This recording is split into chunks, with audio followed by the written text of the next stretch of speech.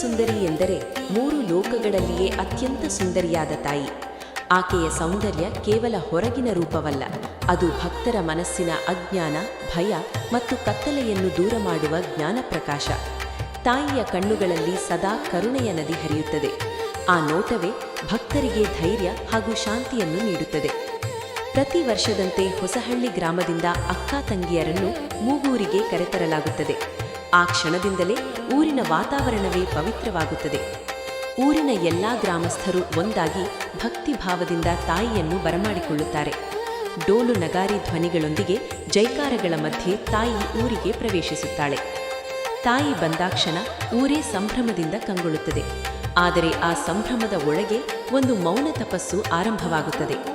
ಮೂಕಾಸುರ ಎಂಬ ರಾಕ್ಷಸನ ಸಂಹಾರ ಮಾಡಲು ತ್ರಿಮೂರ್ತಿಗಳ ವರವನ್ನು ಪಡೆಯಲು ಮೌನ ತಪಸ್ಸಿಗೆ ತಾಯಿ ಕೂರುತ್ತಾಳೆ. ಆ ಸಂದರ್ಭದಲ್ಲಿ ದೇವಾಲಯದಲ್ಲಿ 1 ವಾರಗಳ ಕಾಲ ತಾಯಿ ಧ್ಯಾನ ಸ್ಥಳದಲ್ಲಿ ತಪಸ್ಸಿಗೆ ಕೂತು ಭಕ್ತರನ್ನು ಕಾಪಾಡುವ ಸಂಕಲ್ಪ ಮಾಡುತ್ತಾಳೆ.